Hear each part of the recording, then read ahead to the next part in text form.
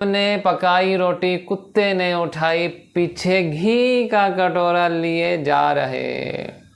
बोले रूखी तो ना खाओ, थोड़ा घी तो लगा, प्रभु आए आज स्वान के लिबास में। तेरा मेरा एक रूप फिर काहे को हजूर, तूने शक्ल बनाई है स्वान की, मुझे ओढ़नी ओढ़ा दी इंसान की, जर्रे जर्रे में है झांकी भगवान की। तो नेत्र तो नामदेव के भी, नेत्र हमारे भी। अब ये देखना होगा कि हम कैसे देख रहे हैं। तो आहार शुद्ध हो, यही दैवीय गुण है। आहार पता हो कि कैसा भीतर जा रहा है। अगला आता है नासिका, गंध। गंध भी ऐसे भीतर ना जाए जो मन को उद्विग्न कर दे, मन में क्षुब्धता ले आए, मन में विक्षिप्तता ले आए। और फिर पांचवें ज्ञानेंद्रिय होती है त्वचा, तुम्हारा स्पर्श। तुम जिस जिस चीज़ों को छुओ उसका भी एक इम्पैक्ट मन पर पड़ता है। तो ऐसी ही चीज़ों को छूना जिससे प्रेम तुम्हारे भीतर आए, जिससे ज्ञान तुम्हारे भीतर आए। साधक का पूरा प्रयत्न इन चीज़ों में होना चाहिए। इसलिए प्रत्येक आहार को जो तुम इन ज्ञान इंद्रियों से अपने भीतर लेकर के जाओ, बहुत ही सजगता से, बहुत ही ध्यान से, बहुत ही जागृत रह करके भीतर प्रविष्ट होने देना। ये छोटी छोटी बातें हैं, छोटी छोटी बातें हैं, पर ये ही अंतःकरण को पवित्र कर देती हैं। और जैसे ही अंतःकरण पवित्र होता है, नेक्स्ट स्टेप क्या आता है, ना आचारो, उसका व्यवहार में भी पवित्रता से भर जाता है। यहाँ पर एक चीज़ मैं तुमको कह देना चाहूँगा, ये चीज़ें तुम्हारी मैकेनिकल ना हो, यांत्रिकी भाव से ना हो, एक रोबोट के भाव से ना हो। तुम्हारे मन को बार बार ये समझाओ क्या, कि सब जगह ईश्वर है। फिर जो तुम आहार लोगे इन ज्ञान इंद्रियों के द्वारा, वह शुद्ध हो पाएगा और उस शुद्ध आहार से अंतःकरण की सफाई होगी। अन्यथा इसमें थोड़े कठोर शब्द हैं, पर सुन लेना।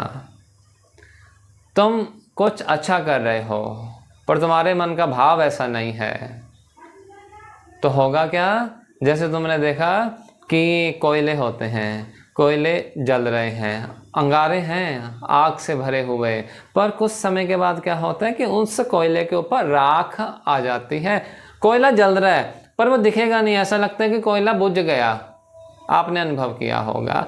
तो वो कोयले की राख जो उस पूरे के पूरे अंगारों पर आ गई, कई बार ऐसे लगता है कि बुझ गई है आग, पर थोड़ा सा उसको हिलाओ, थोड़ी सी डिस्टरबेंस हो तो अंगारा एकदम से बाहर आ जाता है। अगर तुम्हारे साथ ऐसा कुछ होता है कि तुम चीज़ों को करते रहे हो, सत्संग सुनते रहे हो, ज्ञान श्रवण करते रहे हो, और तुम्हारे ऊपर यदि इस तरह की राख आ गई है कि कुछ भी डिस्टरबेंस तुम्हारे सामने आती है और तुम एकदम से उद्विग्न हो जाते हो, तो समझना अभी उस स्थिति में नहीं पहुंचे हो। ये टेस्ट कर सकते हो अपने आप को। अच्छी परिस्थिति में सब कुछ अच्छा करना बहुत आसान है, पर विपरीत परिस्थिति में यदि तुम अपने दिमाग को ठंडा रख करके अपने व्यवहार को सही ढंग से करते हो, उसमें यदि क्षुब्धता नहीं आती है, उसमें यदि तुम तटस्थ होकर के निर्णय ले पा रहे हो, तो समझना बात बन रही है, बात बन रही है। कितना सुंदर भगवान ने श्लोक में कहा कि ना शौचम शुचिता, यानी जो ज्ञान इंद्रियों से हम ग्रहण करें उसमें शुचिता हो। यहां तक मुझे ध्यान आता है, पुराने साधु बोलते थे कि अगर हमारे पास आओ तो पेट को साफ करके और दिमाग को साफ करके आना, क्योंकि पेट गंदा होगा तो बैठेगा नहीं, गैस बनेगी, दूसरों को भी परेशान करेगा। और यदि दिमाग में भी भर करके आ गया तो जाएगा तो गलती निकालेगा कि भाई अरे इनका तो स्वर गलत लग गया, अरे क्या बता रहे हैं, हमारे वहाँ पर तो इतना बढ़िया बताया जाता है, तुम फिर गए क्यों थे? सबसे पहले श्रद्धा हो, और श्रद्धा से यदि कुछ ज्ञान श्रवण करने का अवसर ईश्वर कृपा से मिल गया है तो उसका भरपूर लाभ लें। फिर उसमें कुछ मन की शरारत को पकड़ लो, तभी ये मन तुम्हारे अधीन होगा। अन्यथा हम अधीन रहेंगे मन के तो वो तो नाच करेगा ही। तो ना शौचम, शुचिता होनी चाहिए। और शुचिता आएगी कैसे? जब ज्ञान इंद्रियों से जो हम आहार लेंगे वह भी शुद्ध होगा। और यह शुद्ध कैसे होगा? जब हमको ये ज्ञान हो गया क्या करने योग्य है और क्या करने योग्य नहीं है। अगर इसका ही ज्ञान नहीं होगा तो पहले से ही आसुरी कैटेगरी में आ गए। आसुरी कैटेगरी में आके आपसे हम ये उम्मीद बिल्कुल नहीं कर सकते कि आपका व्यवहार सही होगा। तो यहाँ पर ईश्वर यह कहना चाह रहे हैं कि यदि तुम्हारे व्यवहार में, यदि तुम्हारे आचरण में कुछ व्यवधान तुमको लगता है, यदि तुमको लगता है कि हमारा जो डिसीजन मेकिंग स्किल्स हैं, निर्णय लेने की जो हमारी शक्ति है, उसमें कुछ दिक्कत है, तो समझना आसुरी प्रवृत्ति अधिक है, दैवीय प्रवृत्ति का अभाव है। और इसको सही कैसे करेंगे? तुमको मैंने समझाया कि आहार उसके लिए सही करना होगा। और आहार कौन सा सही करना होगा? जो पंच ज्ञान इंद्रियों से तुम्हारे भीतर प्रविष्ट हो। ना भी चाचारो, तो यदि शुचिता नहीं होगी तो आचार भी तुम्हारा, व्यवहार भी तुम्हारा सही नहीं होगा, जो आसुरी गुणों से युक्त व्यक्तियों में देखा भी जाता है, जीवों में देखा भी जाता है। ना सत्यम तेषु विद्यते, और यदि आचार सही नहीं है, व्यवहार सही नहीं है, तो वहाँ पर सत्य भी, क्या कह रहे हैं? ना सत्यम तेषु विद्यते, वहाँ पर सत्य भी ठहर नहीं सकता। एक बात समझना, सत्य को ठहरने के लिए शुचिता का फाउंडेशन तुमको देना होगा। आध्यात्मिक दृष्टिकोण में बोलूं, यदि अंतःकरण निर्मल नहीं है,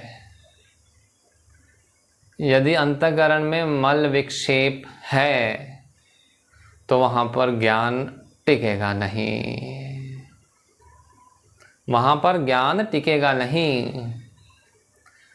तो इसके लिए करें क्या भाई? सब बता तो दिया, करें क्या? तो वह भी सुनिए। हमेशा साधक को प्रयत्नशील रहना चाहिए कि उसका अधिक समय स्वाध्याय में जाए, और जिस किसी से बात करे उसमें अपना ही स्वरूप देखे। ईश्वर का ही स्वरूप है, निज आत्म स्वरूप को ही सब जगह देखे। और तीसरा, जो भी आहार हो, जो भी भीतर जाए, वह भी शुचिता से भरा हुआ हो।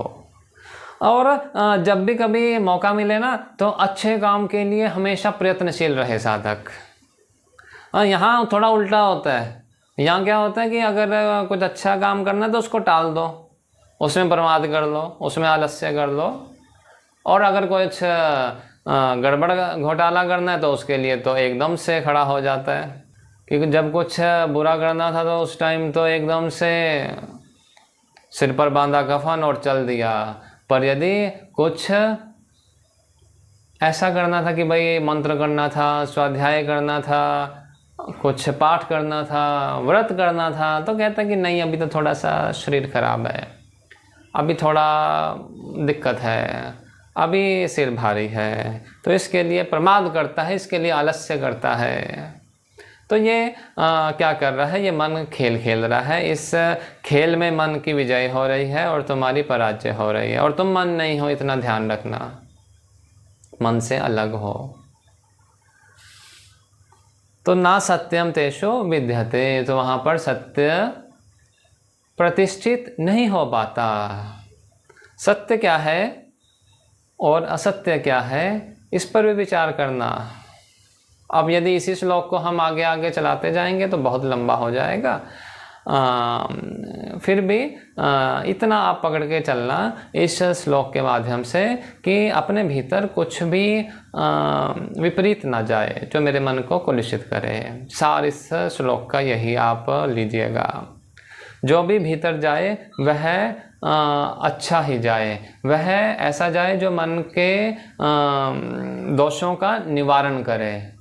और यदि तुमको अपने व्यवहार में, यदि तुमको अपने आप में दिखता है कि कुछ डिस्टर्बेंस है, कुछ खराबी है, तो समझना कि बहुत मेहनत करने की आवश्यकता है। बहुत ही अभी इस मार्ग में एंट्री, क्या अभी तो तुम उसके लिए किंडरगार्टन में हो, केजी क्लास में हो, तो उसके लिए प्रयत्नशील हो करके आगे बढ़ना, ध्यान रखना। इतना ही कहते हुए वाणी को विराम देता हूँ। हरि ओम तत्सत, हरि ओम तत्सत, हरि ओम तत्सत।